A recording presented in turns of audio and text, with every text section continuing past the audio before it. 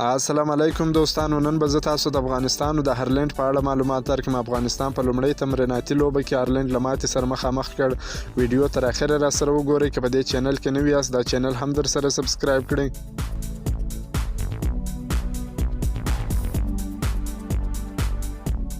افغان الیون لوبډلې نن د آیرلند پر وړاندې په یوه تمریناتي لوبه کې د 22 منډو په توپیر بریا خپله کړه.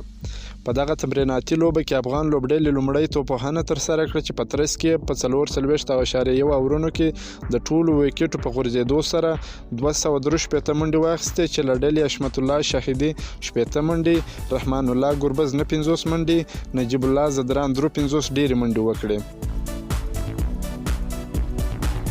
ورپسې سیال آیرلند لوبډلې د یاد هدف د ترلاسه کولو په تعقیب یو په بل پسې هلې ځلې وکړې، خو د افغان الیون لوبډلې هدف یې پوره نه کړی سو چې د توپوهونکو له منځه یې ټکټور 42 ایډار او کمپر هر یوه 19 منډې واخیستې او په 44.4 اورونو کې د ټولو ویکټو په غورځېدو سره افغان لوبډلې ته 241 منډې وکړې او په 22 منډو یې ماته وخوړل.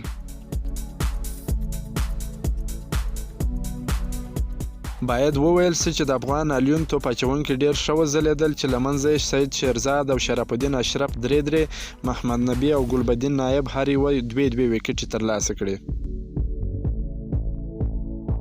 د یادونې وړ ده چې د آیرلند پر وړاندې د کاردان پوهنتون د اتلولۍ جام یو ورځنۍ 3 نړیوالې لوبې به د روانې جنوري میاشتې په 21 پیل سي چې د همدې میاشتې تر 26 نیټې پورې به دوام ومومي.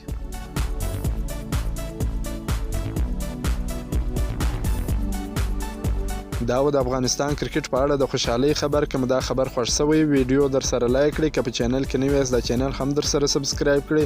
تر بلې ویډیو د الله په امان.